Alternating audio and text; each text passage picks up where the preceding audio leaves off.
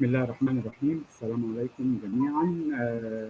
We would like to introduce today our guest speaker, David Chaudron, from the founder of Organized Change Consultancy.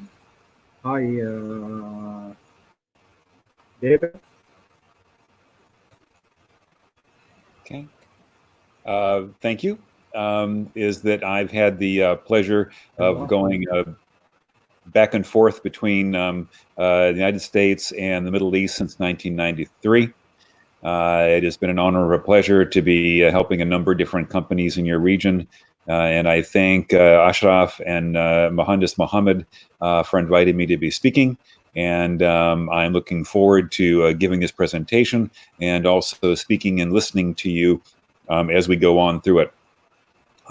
I need to be very clear in that, and I apologize, I only know a little bit of Arabic, and so if you have some questions that are in Arabic, I know that Ashraf and Mohammed will be more than glad to be translating them. Also, that it's also important to realize that I will be waiting for questions after each slide rather than waiting till the very end, as these concepts can be rather complicated. And as a result of that, it's not good to be piling all up the questions at the very end. So in that particular case, again, I want to thank you, and we'll go ahead and start the presentation. One of the things what I have found in my over 30 years of experience as a management consultant is that very often times that when people are looking at the situation in their own organizations, whether they be an employee or the head of it or managing director of it, that so oftentimes they are really only looking at part of the problem and not all of the problem. And as a result of that, they can come up with a very fragmented view about what is happening, and as a result, perhaps do the wrong things or the inappropriate things, what would be necessary to make them change. And I'm sorry to say is that very often times management consultants like me have a problem and a tendency to be making this worse, because as a result of marketing and so on, we have to be putting our own special spin on things. And so what we try to do, we try to make our and everyone else's proportions of work different from everyone else. And so that can really add to a lot of confusion by clients, because many consultants may be coming to them, and to be honest with you, they really are trying to do the same thing, but they put slightly different spins on it. And as a result of that, the client is a little bit confused about what exactly is going to be done into their organization. So in light of that, let me help you here with a graph. And is what you very well may have experienced, that there are hundreds, if not thousands, of different management techniques that can be used to help organizations. And part of the problem, however, is that they are often misapplied. Sometimes a particular management technique can be used in one location and one circumstance. And as a result of that, what can happen is people think it's successful anywhere and everywhere. And as a consequence to that, what can happen is misappropriations of time and effort and money. And unfortunately, what can actually occur is that maybe an organization may be using a tank to cut grass and maybe using a pair of scissors to try to knock down a wall. And so because of this is the kind of a graph that will hopefully illustrate to you in part about on how you should be looking at problems, and also in terms of what kind of terms and techniques are going to be necessary to do. So if you look at this particular graph here, is that you will notice is that there are two dimensions to this graph. And that the one dimension to this graph is the severity of the problem. That's on the x-axis.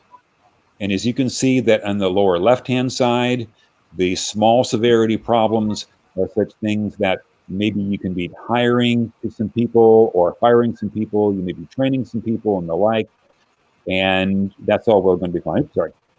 And as a consequence to that is that that's well and fine. However, if the problems are quite severe, there may be other things that may be necessary to do in an organization. And this is where the other dimension comes in. And that is the extent of the problem. If you have a problem that is relatively small and not very severe, and it really only affects a few people, you might want to think about doing something like coaching or counseling, maybe some training, and then if necessary, laying them off. On the other hand, you may have circumstances where the problem is quite severe, and in addition to that, it basically affects the entire organization. And that would be in the upper right-hand quadrant of this graph. In that particular case, simply hiring a few people, training a few people, giving some feedback to some people on their management style really is not going to be very effective in terms of what really needs to be done. And as a result of that, organizations can be spending lots of time and money doing things that in reality are not really going to be fully affecting the organization as a whole. To be making these particular kind of changes, this kind of assessment really needs to be done. And I think it's been quite obvious over the last 3 or 4 months or so that there are situations that will affect the entire organization and come as a complete surprise. And I think, as you know, we're referring to the COVID-19 pandemic and its massive disruption, not only in terms of the deaths of people, but also in terms of the economic effects. And this obviously is a situation where the severity of the problem is high, and there's the problem that comes across the entire organization. I'm getting some music in the background.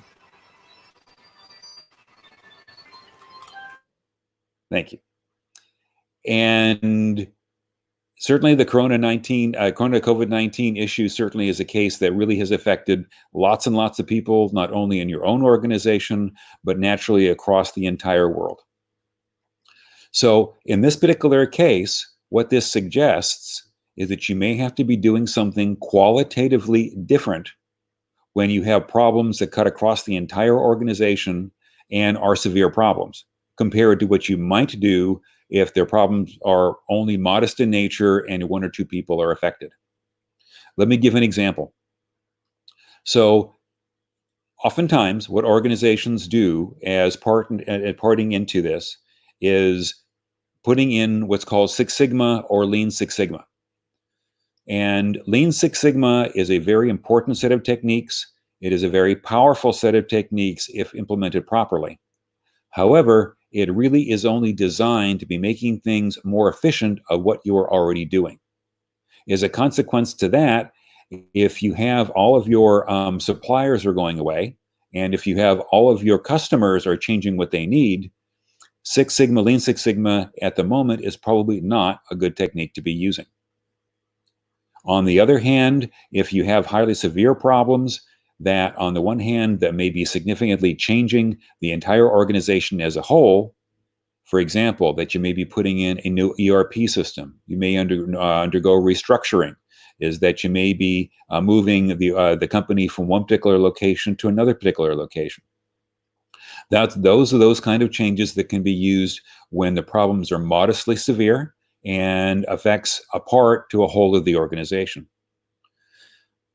You have another category of interventions that can be done, and that is where, again, in the upper right-hand side, where the severity of the problem is high and the extent of the problem is high. And in that particular case, you may need to be doing strategic planning. You may need to be focusing on entirely different markets. And you also probably really should be doing scenario planning to be looking at alternative futures about what actually might be occurring. The way that we have organized these are basically into levels. And the kind of level 4 changes is an example for Lean Six Sigma is what we call level 4. And that is they're making modest changes to an organization over time, making things incrementally improve. What we call level 3 changes are things like reorganization. Level 1 and 2 changes are what would normally be called strategic planning and scenario planning. And so based upon these right here, this is on how you can begin to understand on what kind of management techniques might be useful to your organization. And I'm going to be quiet just for a moment here. And as I said, after each slide is that I'll be waiting for questions. And then based upon that, answer those particular kind of questions. And if you will type them in the live comments section, StreamYard, and then I'll be glad to answer those and have a discussion with those. And then we can go on to the next slide.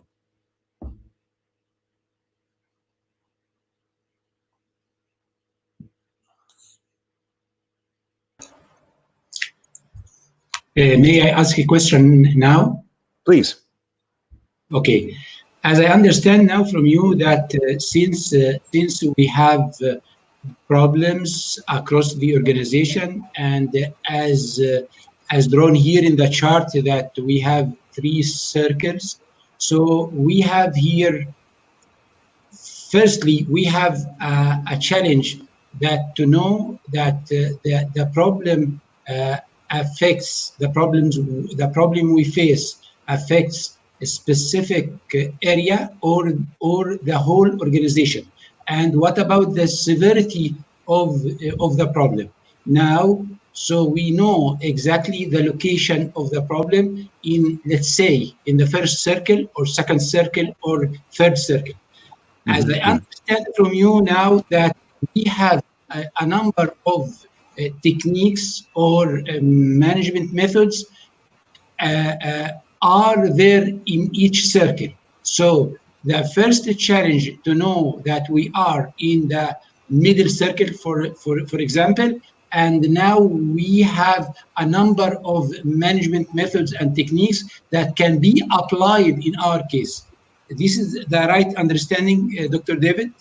Yes, but yes, Mohammed, that's exactly right. And it's really important to conduct a thorough assessment about what is going on in your organization, so you can probably identify where in this particular graph your organization is. Just as Mohammed said, is that it is very important to be looking at this, because I have seen so often, it's almost I despair about on how often that I have seen organizations put in a massive amount of work and time and money into doing something that really will not solve the issues what they have. And that I have been part of those when I was much younger, and I've hopefully will be learning from those organizations' mistakes in doing so. To give one very bad example, that one particular part of an organization was putting in process improvement, was putting in Lean Six Sigma. And this was actually in a machine shop in an aerospace company. And they had put in all sorts of time and effort and training and so on to be improving things. But unfortunately, the chief financial officer came by, saw what they were doing, and said, "I don't understand. Why are you doing this? We're going to shut down your department." So all that time and effort that they put into improving things was on something that wasn't really going to be required to be doing to begin with, because that entire function was going to be gone. So and this is sorry to say, one very unfortunate and bad example of many, many other examples in terms of what is happening. Okay. Okay. As I said, we have broken out the different kind of changes into 4 broad categories. Level 4 basically focuses on incrementally changing business processes. So we are talking about problem-solving techniques, we are talking about Lean Six Sigma techniques, and the like. 360 feedback and executive coaching and management training to some extent fall in this category as well. I need to emphasize here that Lean Six Sigma and those similar techniques are vitally important for an organization to do. I have helped implement them. And you can be getting rather dramatic results as a consequence to doing it. But that unfortunately, is that they simply can be misapplied. I do wish, however, to give a good example that I remember that we were involved with one particular process improvement team. And again, this was in an aerospace company. And as some of you might know, that titanium is a very expensive and hard metal to be dealing with. And what you really want to do is minimize the kind of scrap that's produced when you manufacture things with titanium. This process improvement team focused on that scrap issue, ways to reduce the scrap issue, ways of improving in terms of how it was purchased and the like.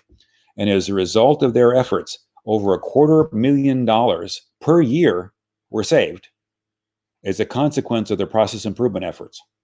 So properly applied, really speaking, Six Sigma and similar techniques can be quite useful. Level 3 techniques, on the other hand, really start talking about fundamental change of business processes.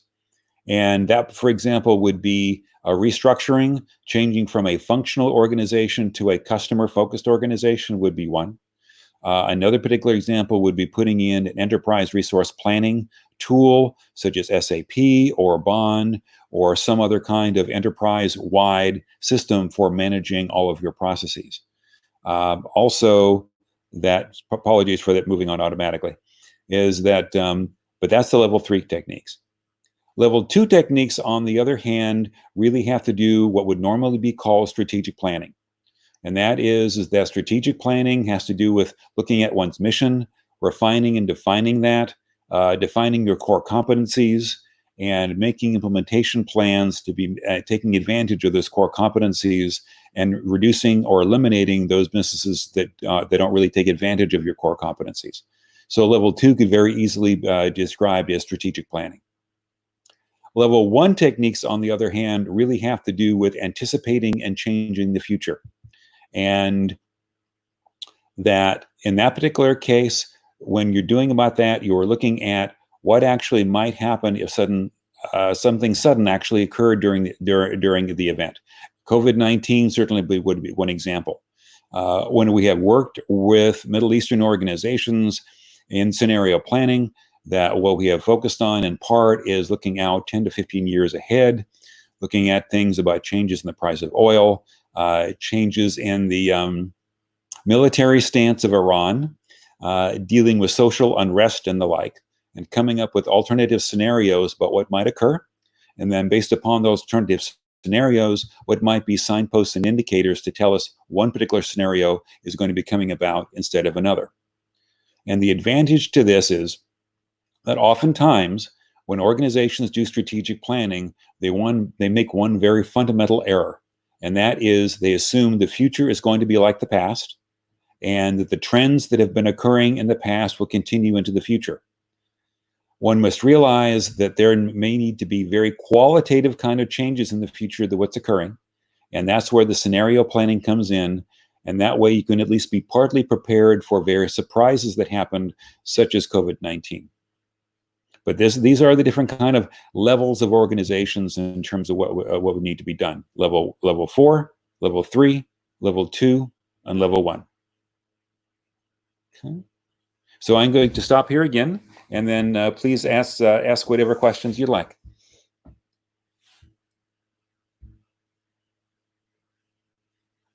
Situation, and we are aware that specific industries are affected. So do you think that we could categorize the organizations on the 4 types, saying that for this industry, this level 4 will be appropriate, or level 3 will be appropriate, and so on. So can we apply different industries on different levels? Very, very much so. I mean, for example, is that if you were in the tourism industry, certainly the last few months has just been devastating, in terms of restaurants, flights, logistics issues around that, people going to restaurants and so forth and so on. I mean, that particular industry has just been devastated all over the place. Other particular kind of industries may have had to change. And that is, I'll give an example of a San Diego company, is that the company is called Medtronic. And I was at a presentation by their CEO about 2 weeks ago. And in that particular case, Medtronic, among other things, makes devices that help you sleep better. So they're basically what are called CPAP masks. So basically it's the masks that where you put over your face overnight so you can sleep that way without snoring and the like. And they really speaking only really had a very small market, if any, for ventilators. However, is that because of COVID-19 and because they had already developed scenarios as far as what actually might be occurring, they were actually prepared for a COVID-19 pandemic. They didn't know specifically it was going to be COVID-19, but one of the things they anticipated is that. And in response to that, they radically changed in terms of what particular kind of things were being produced. They went away from making what are called CPAP machines to ventilators. And what was only 9% of their market actually became 40% of their market. So they were able to actually take advantage, all right, of this situation and make money, but also provide quite a valuable service to all those people who needed ventilators. You know, other particular industries are less affected, and that certainly is the case in terms of things like defense, for example, and the like. If you're talking about hospitals, they certainly were affected in one sense, but they certainly got a whole lot more customers if you want to be looking at it this way. Sometimes, though, that if a certain scenario comes about, it's not clear it's an advantage to a company. And I'll give you an example in regards to hospitals. So in the United States is that obviously there have been a large influx of people coming into hospital due to COVID-19 that had not been there before. So you would think that for hospitals, this would be a good thing in the long run, profit-wise. Unfortunately, that was not the case. The reason for that was because people were so afraid to go into the hospital for non-essential services, for elective surgeries. That's where they make their money.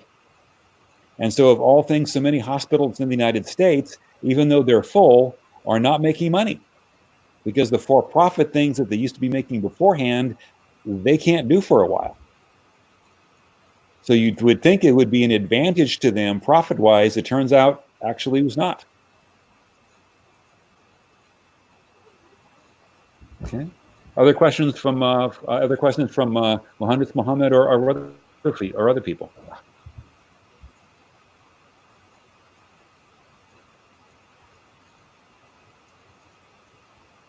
No. Okay. Thank you.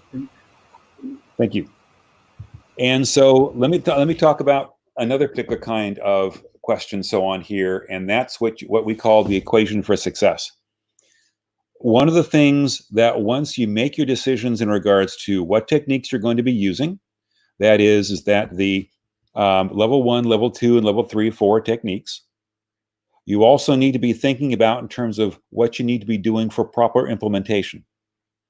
And proper implementation is obviously almost more important than the right decision to be made, because a so-so decision that's made, but you implement it effectively, is ultimately going to be more effective for your organization than making the right decision and not implementing anything at all. And on that basis, we've come up with, if you will, a formula, what we call the equation for success. And that is looking at these particular factors that, if done in coordination, will significantly increase the chances for you accomplishing what you want to accomplish. And these are actually having several different components to it. Is that, first of all, for one, is, are you measuring the right thing? Are you actually supposed to be, are you there to decide in terms of what you actually want to be accomplishing or not? And as someone once said, what gets measured gets improved. And as a consequence to that, measurement is a very vital portion in terms of what you actually achieve. You're making sure that not only you come up with proper dashboards so that people have access to the information that they need to be making good decisions, but they're also presented with the right kind of information to be focusing on the right kind of metrics. The second particular kind of aspect to it is the technique. In other words, are you using the proper level 1, 2, 3, and 4 techniques to be properly getting at to what you want to be doing? Again, you don't want to use a tank to cut the grass, and you don't want to be using scissors to knock down a wall. So focusing on the right set of techniques is going to be vitally important in terms of making sure something is successful. The third particular portion is alignment. And alignment is something that I'll talk about a little bit more in a moment. But that alignment is making sure that the vision for the company, the organizational structure for the company, the mission for the company, the behaviors of the people, the systems involved are really all properly aligned to what you ultimately want to be achieving. The next particular factor is control. And that with control is, I've seen a number of different organizations that what they've done, this is, oh, good, is that we need to be doing step 1, step 2, step 3, and step 4 without a thorough looking at whether they actually can accomplish that. Do they have the right amount of consensus in the organization to accomplish that kind of aspect? Do they actually have the proper authority and responsibility to be able to achieve that? So looking at the amount of control necessary in terms of achieving these kind of things is also very important. Next, you also need to be looking at what we call focused persistence. And that's just a fancy word for good project management. That is that you have a project plan. Are there specific tasks involved? Is it properly resourced? Is it properly scheduled? Are things tracked? Are things going to be improved? So on and so on and so on. So good project management is something that is just absolutely critical to this. When we have helped organizations implement various kind of change management techniques, that what we've just talked about, is that we make them put things into a Gantt chart and actually start tracking those tasks, so to keep their feet in the fire, so to speak, and to be making sure that everyone knows what has to be done and how it has to be done. The last particular portion of the equation has to do with consensus. And that is about how much agreement do you have among the power brokers in your organization and the people as a whole agree on what needs to be done. And there has been so much literature and so many articles and books and so on this consensus building exercise. And it is absolutely and vitally important, but it's one of those situations where it's necessary, but it's insufficient. And that's one of the things what I'd like you to look at this particular kind of equation, because realizing that there's a multiplication sign between each of these different components. And if you think about it, if you multiply anything times 0, the result is going to be 0. So if you don't have a good measurement system, it's not really going to be making a difference about what other good things you've done in regards to the rest of the equation. If you have really good project management, but you don't have any consensus at all, that's also another 0, and the result of the equation will be 0. The other particular portion that's also important to realize when you do multiplying is that obviously, since no change effort is perfect, one can kind of compensate for the other. So that if your measurement is good but not great, you might be able to make up for it by using the right techniques, making sure everyone is aligned, making sure that the right techniques here that we're talking about, level 1, 2, 3, and 4, are used, and that you have consensus as far as what you want to do. So as I said, one factor can kind of compensate for the other, but you have to have at least some aspect of this that is going to be necessary for all different parts.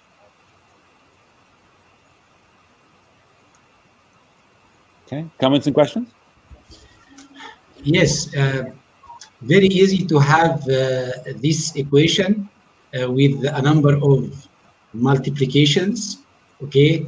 But in order to ask yourself for a specific factor like measurement, okay, how can we assess our organization that the measurement at that level, so we deserve number 9, let's say, okay?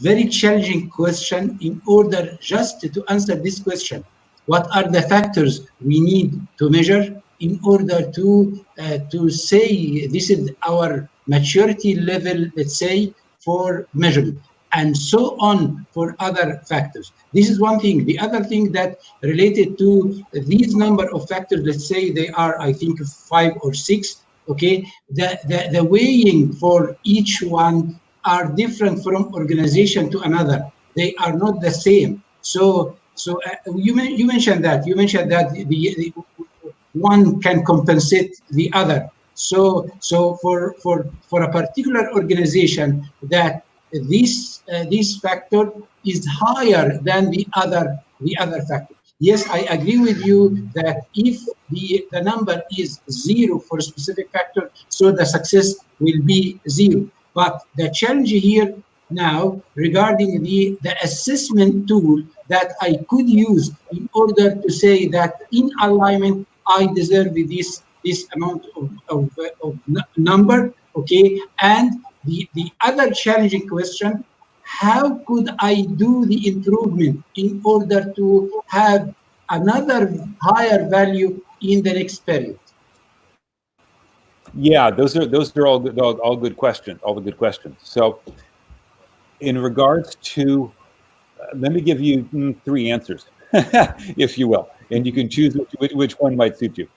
Is that one answer is that an organization must be asking the questions themselves. And simply just by asking the questions, are we measuring the right things? Are we using the right techniques? Are these things, particularly all our aspects of what we're doing, aligned? Do we properly have control? Do we have good project management? And do we have consensus? Simply by asking those questions and putting in a fair amount of time and thought into that will bring you so much higher compared to other organizations. That in itself is going to be considered a success. So simply just going through the process of asking the questions is going to be a very good exercise in terms of any kind of organizational change effort.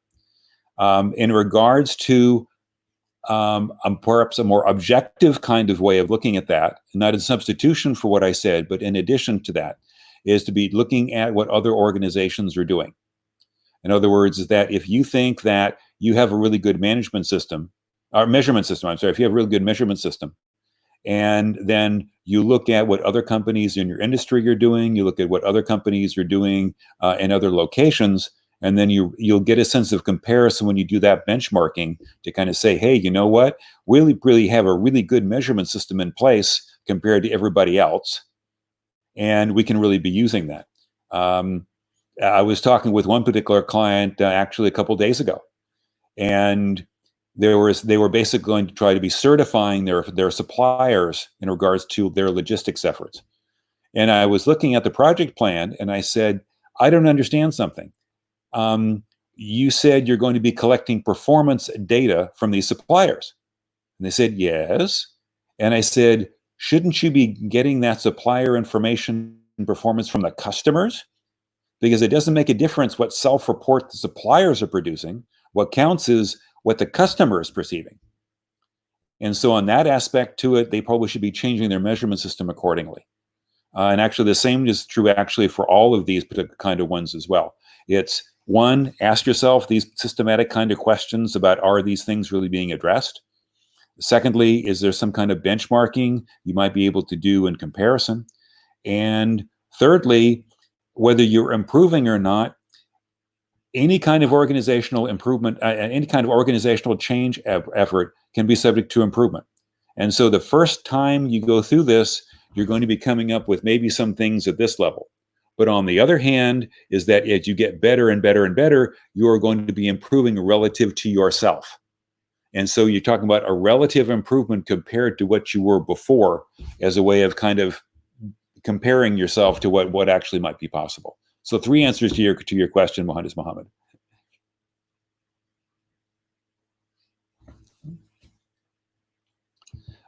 Thank you. The other, yeah, most welcome, Afwan. And the other particular portion that what we talked about, I think that needs a little bit more elaboration is the alignment piece. And oftentimes, management consultants, what they do when they talk about alignment is they talk about the words and actions of senior management being consistent with the words and actions of a line employee. And that is absolutely vital as far as that's concerned, that they are using the same language and using an American expression that they are walking the talk. Alignment really means that. It also means much more than that. And so really speaking is that you need to be having all these kind of things that really need to be aligned together. is that your business situation and goals needs to be consistent with and aligned with your organizational change effort. Those need to be aligned with your organizational systems, such as structure, IT, work processes, selection, training, and management development, and the like. And all of those aspects need to be consistent with what plan of action you have. And all these particular kind of aspects really need to be worked together and coordinated together. And when these are more aligned together, the more chances of success you're actually going to be accomplishing. And so, to give an example, is that we were working with a large electronics company, I can't say who it was, that they were really trying to push openness and honesty and good transparency between management and employees. And when we did our employee survey for this company, there was an exception to that. And that there was one particular manager and his employee survey results were not very good. This was not in the US, this is an international company. And that as a result of that, we were presenting the data, and he happened to be in the audience when we were presenting that data for his organization. And he was not very happy with that. But that's indeed what his employees were saying, is that they changed directions a whole lot, that he was really just trying to be marketing himself rather than helping employees accomplish their goals, and didn't really seem to be aligned very well with the company vision. In that particular case, that particular employee was forced to leave. He basically was fired. And so that's an example of that kind of alignment that was happened between the values and the business situation on the one hand, and the actual management behavior of an individual as on the other. And that's just one particular kind of example of alignment. And another particular kind of example is that we were working with a French-American company, and that we had coincidentally also been doing an employee survey with them. This was about 5,000 people in 4 languages. And it turns out that the CEO was a very controlling person and did not give any kind of leeway to even his senior vice presidents, even to spend even just a little bit of money. And this kind of came out in the discussions and in the interviews and the employee surveys. And as a result of that, he was fired. So the CEO was forced to leave because he wasn't being consistent with what the organization wanted to do. Okay. So comments and questions, please. Okay, for many organizations, they believe that they are aligned, or many schools in management, they interpret the alignment differently. Okay, but I want to hear from you that since in the beginning that we need to have mission, vision, and values, that we need to interpret these 3 terms, that we are able to interpret the vision to a number of strategic objectives. We need to interpret the mission with what we do in product service provision. We need to interpret the value to a culture within the organization. Since we are able to interpret these terms, so all the time we need to make sure that we are aligned. Okay. But since we have these 3 statements in a way that's separate from what we do daily, so we will not be aligned with whatever we agreed upon in the beginning as 3 statements. What do you think? Sure. Yeah, and I have to agree. Couple different comments is that, one, I am not a great fan of developing vision statements.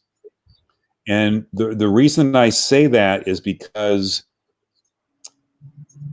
what people mean by vision statements often get confused with a company mission. And a vision is actually not a company vision. It really is a vision of the future. And I think a much better approach to be used in that circumstance really has to do more with the alignment between, I'm sorry, not the alignment, is that with the scenarios themselves. So all a vision to me is an ideal scenario if everything goes perfectly. And when you do scenario development and incorporation to strategic planning, you also look at things that are when things are not going to be happening very well and not happening very well at all.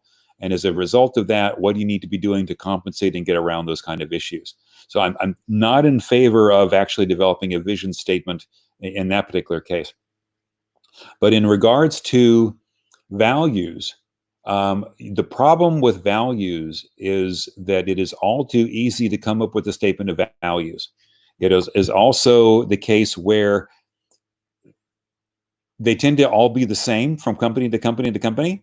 And so I'm not sure the usefulness of developing a statement of values.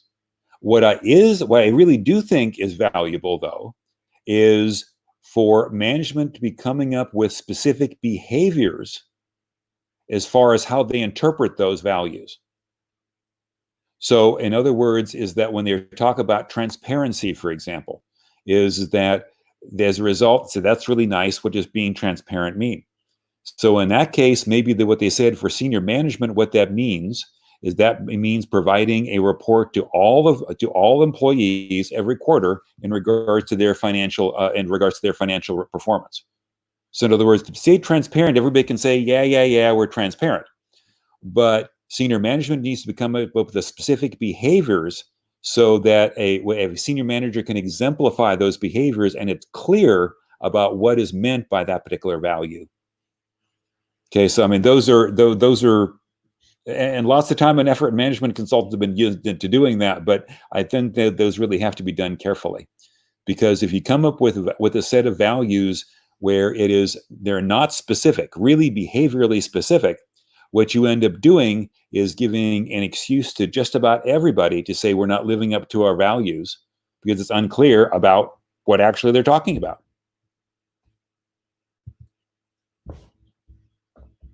And the elements must be present. We already, to some extent, already spoke about that.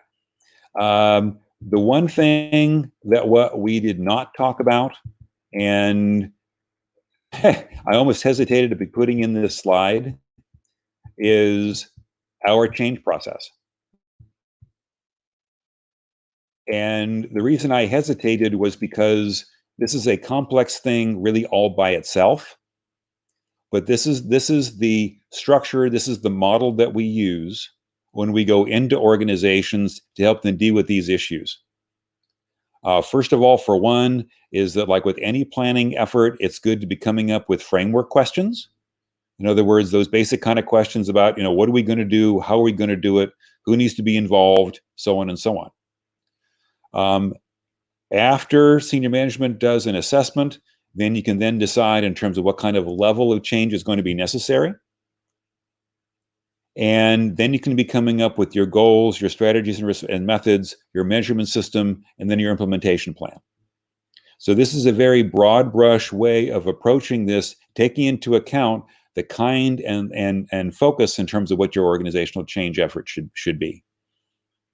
So I know that's throwing a lot at you in a very short period of time, and I know we only have about 15 minutes, but I would welcome your questions. This is my last slide, so this will be your last chance, if you will, to be asking questions in this regard.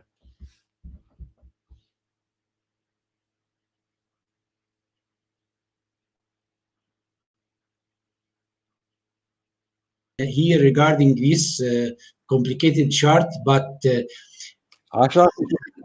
But the question related to the consultation service.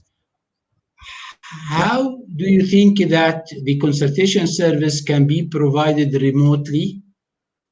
How you usually do it, or since we are in this situation, I mean COVID-19 situation, that how you could deliver a consultation service remotely? That's a organizations in Middle East. Yeah, and that's a good question. Is that there has been, I would call a cultural tendency, I suspect, in the Middle East that has been going on for a very long time, is that people want to see you in person, want to see you face to face, and want to see your face very, very closely. And I can understand that, and that's the reason why I have gone over 20 times, in essence, over since 1993, in that particular regard. However, this really can be done almost entirely remotely. Is that the interviews can be done remotely, surveys can be done remotely, discussions can be done remotely, training can be done remotely, all in a very collaborative kind of way. Using these interactive technologies, it's really not necessary for this to be a one-way kind of communication. What we do is we use Zoom, for example. We have breakout rooms. We have all sorts of different kind of aspects in terms of what needs to be done in that regard. In addition to that, what we actually have is we actually have software that is designed for this kind of aspect. We call it Consensus Builder. And this allows us to be working with people in conjunction with video conferencing systems such as Zoom or StreamYard that allow us to be interacting with people, collecting data with people. People see the same data, and they can go through a decision and problem-solving process step by step by step.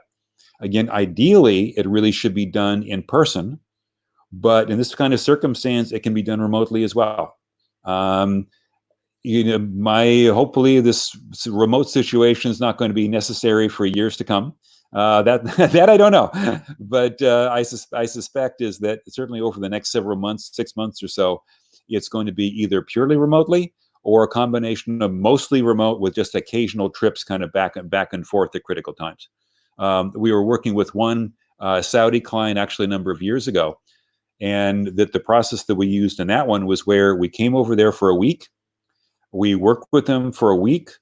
The board of directors and the managing director had to be working together, come up with certain decisions. They did that, and we communicated with them remotely. We then came back a month later and then worked with them in person, came up with their next set of decisions. They then had to come up with actions before the next time occurred. And so we went back and forth 4 times, right? But they all had actions to accomplish within that period of time, and we were also in communication with them in that period of time. So in the short run, this can be done purely remotely. In the longer run, to my mind, it's going to be done a combination of remotely and in person. May I ask you, what's your advice for project management to overcome the COVID-19 or the current situation? I'm sorry, part of the audio dropped out there. Would you say that again, please? Okay. What's your advice for project manager to overcome COVID-19 for the time being? As far as project management is concerned, that's a good question. I think that really is a combination of two things. Is that I think that they need to become deeply competent in the collaboration tools that are out there. I think that in part it involves such things as Zoom, that what we use or some other technique. Actually, they can be used in much different ways than what they have been used with before. For example, is that Zoom has breakout rooms you can be doing. You have common whiteboards that can be used. You can be sharing screens and so on and the like. I think that's the delivery techniques as far as that's concerned. The second kind of thing is that there are any number of collaboration techniques that what can be used.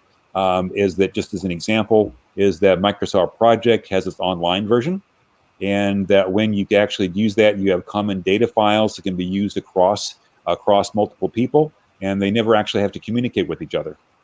So a combination of Microsoft Project Online, Zoom, and Microsoft Teams, for example, would be a very good combination to be working on a project remotely together. Since you have many okay, yeah, please. Since you have something called the consensus building and you run a training based on that, do you think that you still are able to run this course remotely? I mean, consensus building. Can you give us brief about what do you mean by consensus building and how you could run it remotely? Sure. And the software that what we had developed is called Consensus Builder. And that if you really want to know, there are videos and articles on it and on our website at organizedchange.com. And you can be taking a look at that.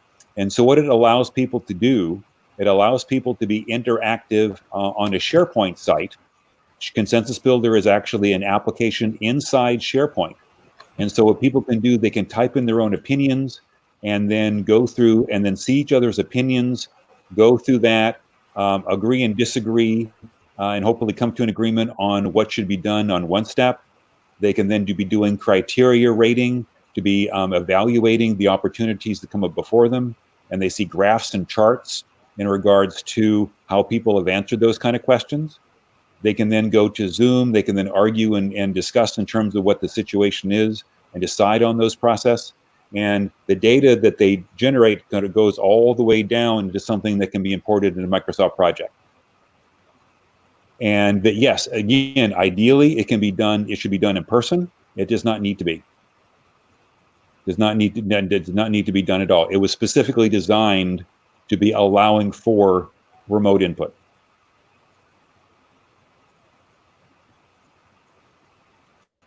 Other comments and questions? Ashraf, I think you had one too.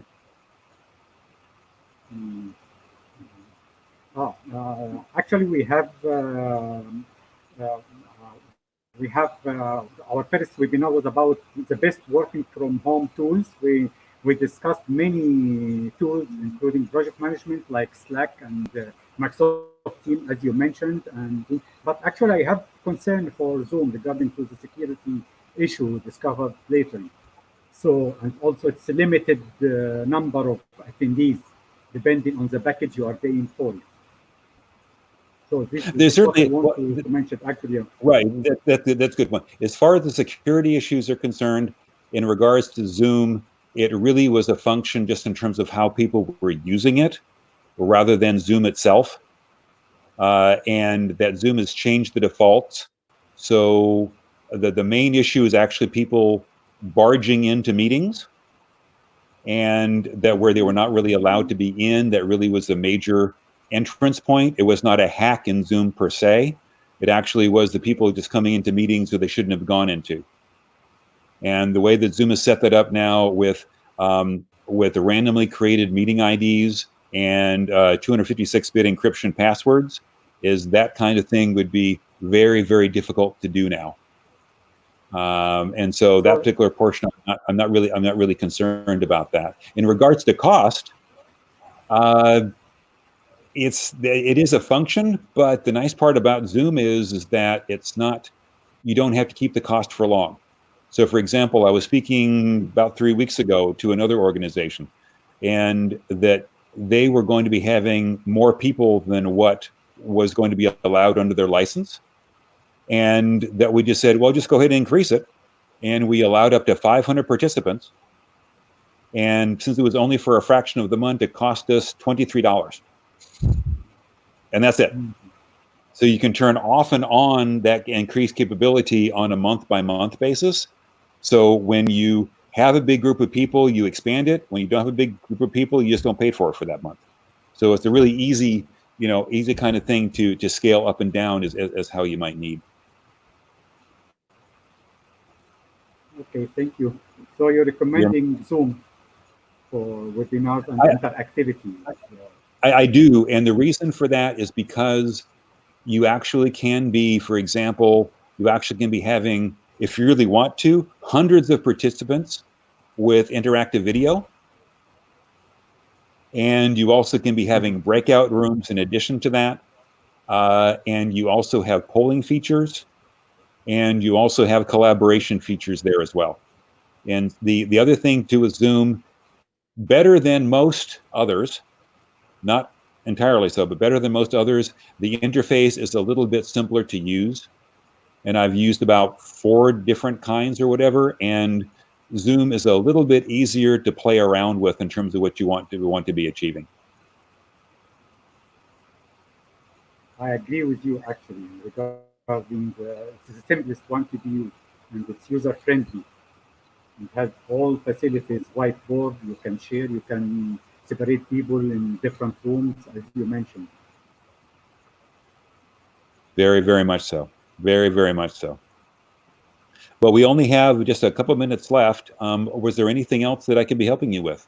You yourselves and the audience?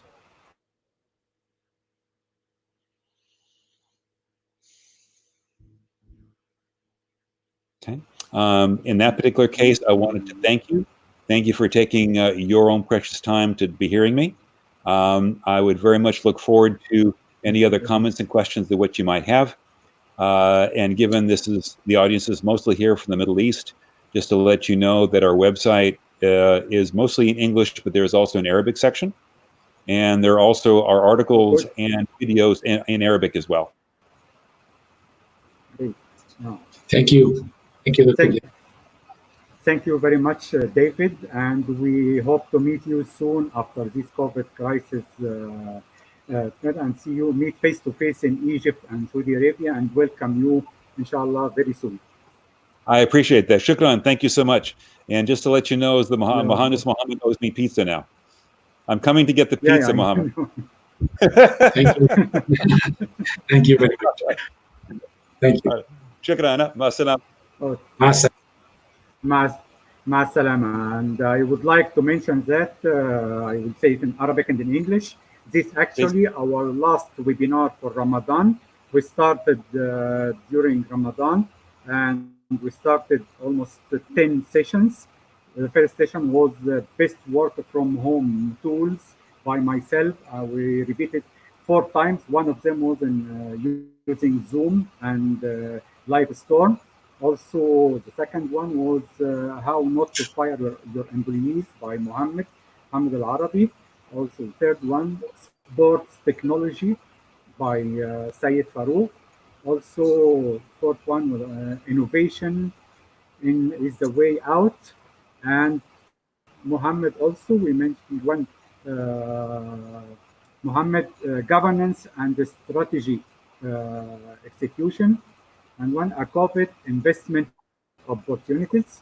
Also, we mentioned also a best online meeting solutions. We discuss what we mentioned now, all online available meeting solutions. And a couple of days ago, operational excellence in the time of crisis with Henry Kuleki. And also our last one now is treating our organization as a system by yourself. To know more about our upcoming workshops and training and seminars, you're most welcome to visit our website. And once again, I would like to thank you very much, David and Mohammed, and hope to meet you soon, inshallah. And thank you very much also for your time and for being with us. And this video will be available in our digital channels for the site. And inshallah, we'll discuss how to make workshops, online workshops together, inshallah. Thank you and have a good day. Very good. Shukran, Mohammed. Thank you very much. Okay, thank you. مع السلامة. أشوفكم على خير وكل سنة وحضراتكم طيبين. Have a good day.